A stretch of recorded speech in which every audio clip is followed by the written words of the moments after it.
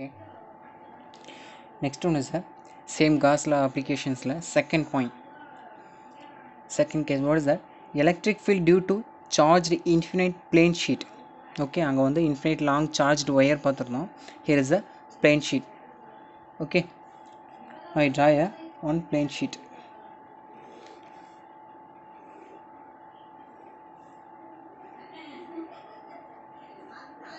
Title பாருங்கள், infinite charged plane sheet கொடுத்துருக்காங்களா. Charged means so அந்த மென்ஷன் பண்ணுறதுக்காக ஃபுல்லாக ஒரு சார்ஜ் போடுறேன்.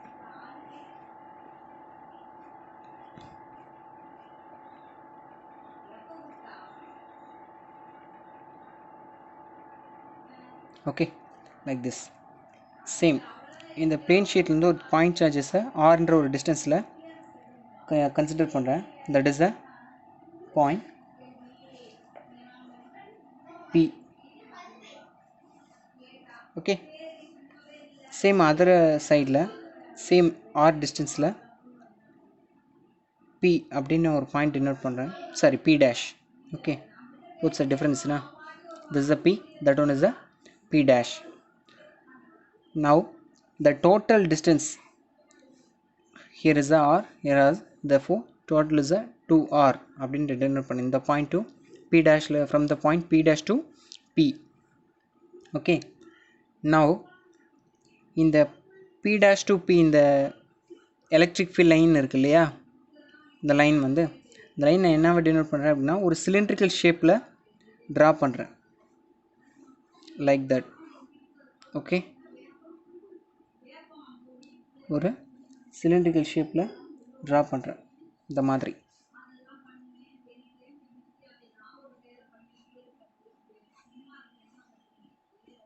ஓகே, ஒரு சிலிண்ட்ரிக்கல் ஷேப்பில் ட்ரா பண்ணியாச்சு. That is a infinite long plane ஷீட்மா. இது ஒரு infinite, not a finite, that is an infinite. இந்த ப்ரீவியஸ் கேஸில் பார்த்தீங்கன்னா சார்ஜ் டென்சிட்டி லேம்டான்னு டினோட் பண்ணியிருக்கோம். Here is a surface charge density, that is a sigma அப்படி டினோட் பண்ணுறோம்.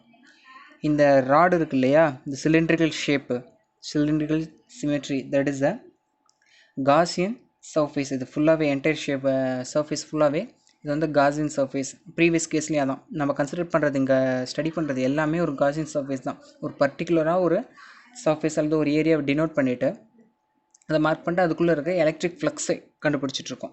இதை இன்ஃபினைட் லாங் பிளேன் ஷீட் எடுத்துட்டோம். அந்த பிளேன் ஷீட்லேருந்து ஒரு பாயிண்ட் எடுத்திருக்கேன். At the same time other சைடில் ஒரு பாயிண்ட் டினோட் பண்ணியிருக்கேன். இன் பிட்வீனில் இருக்க இதுக்கு எலக்ட்ரிக் ஃப்ளக்ஸ் கண்டுபிடிக்க போகிறோம். ஓகே, நவ் இந்த ஏரியாவில் பார்த்தீங்கன்னா எலக்ட்ரிக் ஃபீல்டு வந்து ஃப்ரம் திஸ் சைட்லேருந்து இந்த டைரெக்ஷனில் இருக்கும், இ vector. Okay, for here like this electric field வந்து இந்த டைரெக்ஷன் இருக்கும். ரிமைன் ஒன் திங், லாஸ்ட் கிளாஸில் 3 அந்த க்ளோஸ்டு சர்ஃபேஸ், அதாவது காஷியன் சர்ஃபேஸில் இருக்க அந்த ஃபார்முலா அப்ளை பண்ணிட்டு க்ளோஸ்டு இன்டெக்ரல் ஆஃப் அப்படின்னு சொல்லிட்டு அந்த சர்ஃபேஸை curved surface, top surface, bottom surface denote பண்ணியிருந்தோம் இல்லையா. அந்த காஸ் லாவை இப்போ சேம், அதில் எந்த ஒரு சேஞ்சஸுமே கிடையாது, சேம் டிட்டோ டெரிவேஷனை இங்கே அப்ளை பண்ண போகிறோம். therefore from Gauss law, now electric flux E is equal to closed integral of E vector dot dA vector. previous caseல அப்ளை பண்ணோம் இல்லையா, அப்படியே போடுங்க. Sorry, integral of curved surface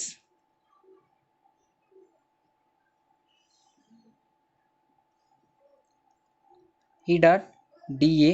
இந்த வெக்டார்ஸ் இதுக்கு ஒரு ஃபார்முலா அப்ளை பண்ணியிருந்தோம், நான் பார்த்துக்கோங்க. இதுதான் A vector dot B vector equal to modulus of A vector dot modulus of B vector.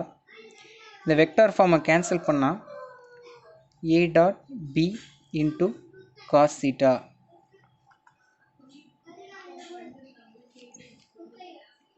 இந்த மாதிரி உங்களுக்கு வந்துடும்.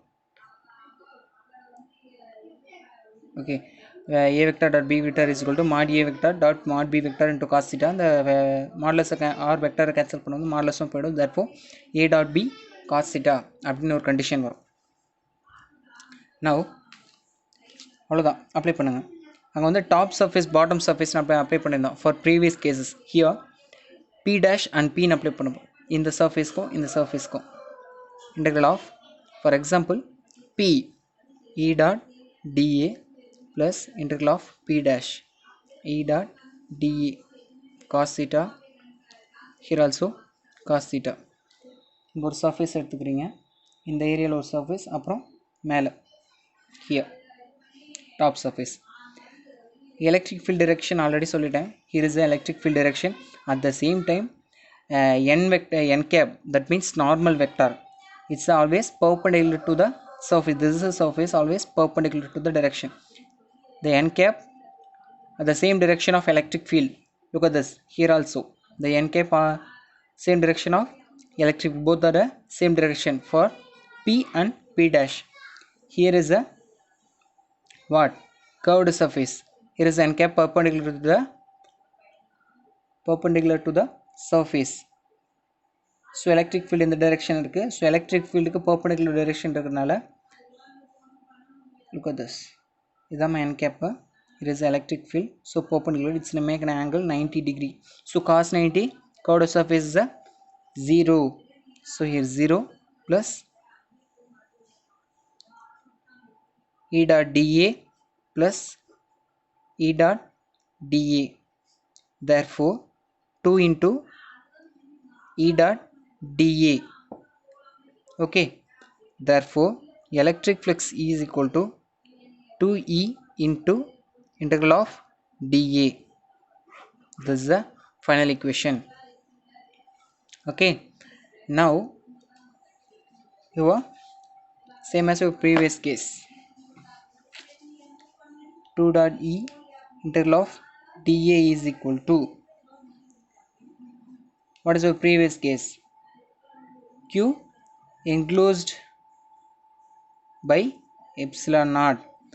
Q enclosed, அங்கே வந்து சார்ஜ் டென்சிட்டி இன்ட்டு லென்த்து பார்த்துருந்தோம் இல்லையா, height, sorry charge density into height பார்த்துருந்தோம். Here also charge density sigma, இந்த பிளேன் ஷீட் இல்லையா, so area A, so sigma into A, sigma into A divided by epsilon not.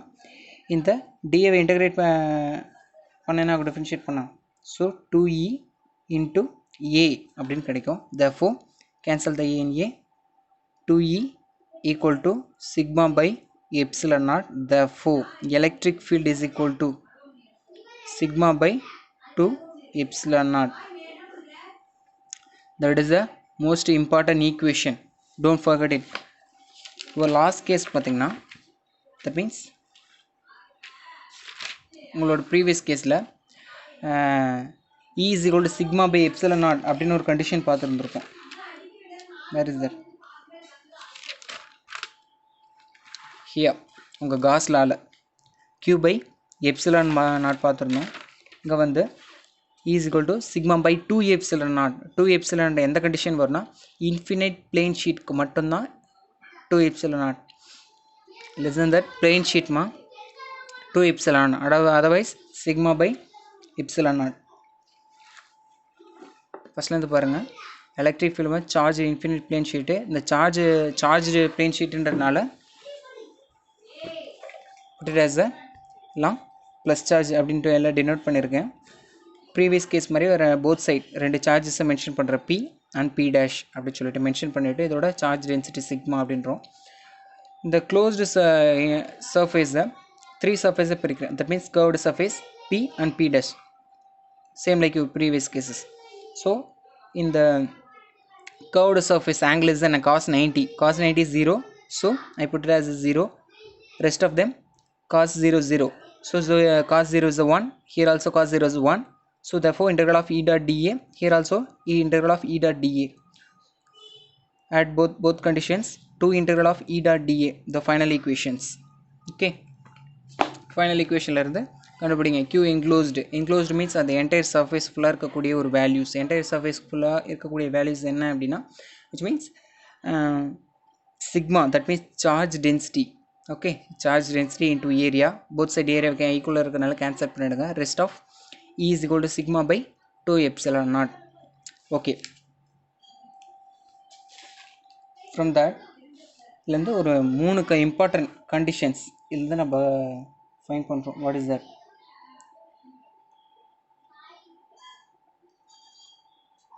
உங்கள் previous கேஸில் பண்ண மாதிரி இதுலேயே ஒரு 3 கண்டிஷன் ரொம்ப இம்பார்ட்டன்ட் கண்டிஷன் பண்ணுறோம்.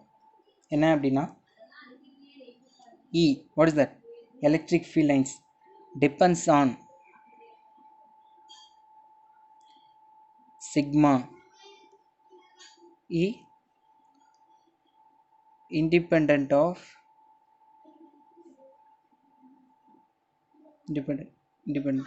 R. E வந்து சிக்மா மட்டும் டிபெண்ட் பண்ணியிருக்கோம். எதை டிபெண்ட் பண்ணியிருக்காது? தட் மீன்ஸ் ஆர் டிஸ்டன்ஸை டிபெண்ட் பண்ணியிருக்காது. ஏன் அப்படின்னா இந்த எலக்ட்ரிக் ஃபீல்டு அப்படின்றது இந்த சார்ஜ் டென்சிட்டி பொறுத்து தான் சேஞ்ச் ஆகும். உங்கள் ப்ரீவியஸ் கேஸ்லேயே பார்த்துருந்தோம். சரி, அப்கமிங் அடுத்த நெக்ஸ்ட்டு பாயிண்ட்ஸில் சொல்கிறேன் பாரு ஏன் அதை டிபெண்ட் பண்ணியிருக்காது அப்படின்னு சொல்லிட்டு. சார்ஜஸை பொறுத்து தான் டிபெண்ட் பண்ணியிருக்கோம், டிஸ்டன்ஸை பொறுத்து டிபெண்ட் பண்ணி இருக்காது. நல்லா ஞாபகம் வச்சுக்கோ. Electric field lines always depends upon the charge density and does not depends upon the distance. Okay, why I am telling this? Listen that second point. இதுக்கான reason பாரு. Electric field is perpendicular, okay, directed and perpendicular away from the plane, perpendicular and away from the plane. எப்போ அந்த condition அப்படின்னா sigma greater than 0. உங்கள் previous கேஸில் பார்த்தா அதே condition same ditto. In case is the perpendicular அவேனா outward, அதை தான் இங்கே அவேன்னு போட்டிருக்கேன். ஓகே, உங்கள் ப்ரீவியஸ் டாப்பிக்கில் பார்த்தது. ஓகே, இங்கே inward perpendicular to the plane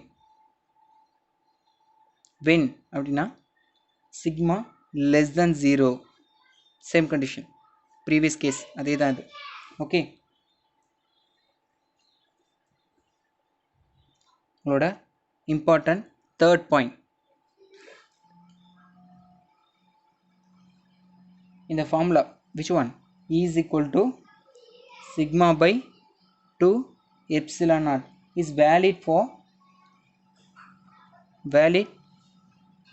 only infinite plane sheet.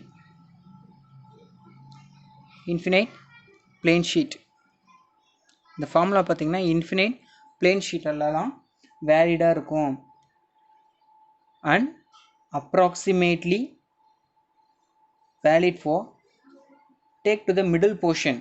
For example இந்த ஃபார்முலா பார்த்தீங்கன்னா இன்ஃபினைட் பிளேன் ஷீட்டுக்கு வந்து 100% வேலிட், அதாவது சப்போர்ட் அவைலபிளாக விச் மீன்ஸ் சப்போர்ட் ஆகும். இன்கேஸ் இது வந்து இன்ஃபினைட் பிளேன் ஷீட் தானே, இன்கேஸ் இது ஒரு ஃபினைட்டாக ஒரு பர்டிகுலர் ஃபினைட்டாக எடுத்துட்டோம் அப்படின்னா இந்த மிடில் போர்ஷனில் மட்டும்தான் இது வந்து நமக்கு அப்ராக்சிமேட்டாக வேல்யூ கொடுக்கும். அதர்வைஸ் ரெஸ்ட் ஆஃப் வேறு எந்த கண்டிஷனில் வச்சாலும் உங்களுக்கு வேல்யூ கொடுக்காது. இதில் வந்து ஒரு கான்செப்ஷுவல் கொஷின் பாருங்கள். இன்கேஸ் ஒரு ஃபினைட் பிளேன் ஷீட் எடுத்துக்கிறோம், இந்த காஸ்லாம் ஒரு ஃபினைட் பிளேன் ஷீட் எடுத்துக்கிறோம். இந்த ஃபினைட் பிளேன் ஷீட்டில் ஏதாவது ஒரு எண்ணில், okay, not a middle portion, any one எண்டில் இந்த ஃபார்முலா வேலிட் ஆர் நாட் அப்படின்னு ஒரு கொஷின் கேட்குறாங்க அப்படின்னா இட்ஸ் அ நாட் வேலிட் அப்படின்றாங்க. இன்கேஸ் சேம் ஒரு ஃபினைட் கண்டிஷன் அப்படின்னு சொல்லிட்டு இந்த ஃபார்முலா அப்ளை பண்ணுறாங்க இந்த மிடில் போர்ஷனில் அப்படின்னு சொல்லி மென்ஷன் பண்ணியிருக்காங்க அப்படின்னா மேபி உங்கள் கொஷின் எப்படி இருக்கலாம் அப்படின்னா இப்போ that is a valid, approximately valid, it's not valid, none of the above, இது மாதிரி ஒரு கொஷின்ஸ் கான்செப்ஷுவல் கொஷின்ஸ் வரும். அப்போ என்ன பண்ணணும்னா நீங்கள் approximately valid. In case it is a infinite plane sheet perfect 100% is a valid அப்படின்னு கண்டிஷன் கொடுக்கலாம். இது வந்து மூணுமே இந்த மாதிரி தான் உங்களுக்கு கான்செப்ஷுவல் கொஷின் கேட்பாங்க. இந்த மாதிரி ஒரு 5 மார்க்கில் வர இந்த இம்பார்ட்டன்ட் ஃபைனல் பாயிண்ட்ஸ் உங்களோட என்ட்ரன்ஸ் எக்ஸாம்ஸ்லேயே ஆகட்டும், ஈவன் தட் நீட் எக்ஸாம்ஸ்லேயே ஆகட்டும், கண்டிப்பாக இந்த கொஷின்ஸ்லாம் வரும். இந்த இம்பார்ட்டன்ட் ஒவ்வொரு இந்த அப்ளிகேஷன்லேருந்து இதுதான் நீங்கள் படிக்க போகிறீங்க. இந்த டெரிவேஷன் இதெல்லாம் நமக்கு கிடையாது. நமக்கு தேவையானது எல்லாமே இந்த இம்பார்ட்டன்ட் பாயிண்ட்ஸ் இதை தான் நீங்கள் ஞாபகம் வச்சுக்கணும். இந்த டெரிவேஷன்லாம் ஒன்றும் கிடையாது. நம்ம டேரெக்டாக இது வர எல்லா கேஸுக்கும் சேம் டெரிவேஷனாக வரும். ஆனால் இந்த இம்பார்ட்டன்ட் பாயிண்ட்ஸ் தான் நமக்கு ரொம்ப முக்கியம். இதுதான் உங்களோட 1 marks conceptual question, entrance, board எல்லாத்துலேயுமே இதுதான் உங்களுக்கு கண்டிப்பாக கேட்பாங்க. ஸோ இது வந்து ரொம்ப இம்பார்ட்டண்ட்டாக ஞாபகம் வச்சுக்கோங்க. இந்த மாதிரி வர எல்லா அப்ளிகேஷன்ஸ் காஸ்லாவோட அப்ளிகேஷன்ஸில் ஒவ்வொரு 4 பாயிண்ட்ஸ்லேயுமே இந்த மாதிரி ஒரு இம்பார்ட்டன்ட் பாயிண்ட்ஸ் வரும். ஒவ்வொன்றுக்கும் ஒரு 3 பாயிண்ட்ஸ் ஆர் 2 பாயிண்ட்ஸ் சம்திங் வந்துகிட்டே இருக்கும். இந்த தான் ரொம்ப இம்பார்ட்டண்ட்டாக நீங்கள் மெமரி பண்ணிக்கணும். இதில் சும்மா நீங்கள் டைரெக்டாக நீங்களே ஒரு 2 டைம்ஸ் படித்தாலே போதும். இந்த டெரிவேஷன் ஒன்றுமே கிடையாது. எல்லாத்துக்குமே இந்த க்ளோஸ்ட் இன்டெக்ரல் சர்ஃபேஸை 3 சர்ஃபேஸாக பிரிப்பீங்க, அவ்வளோதான். எல்லா கேஸுக்குமே சேமாக தான் வரும். ஆனால் இந்த இம்பார்ட்டன்ட் பாயிண்ட்ஸ் மட்டும் சேஞ்ச் ஆகும். அதை மட்டும் ரொம்ப மெமரி பண்ணிக்கோங்க.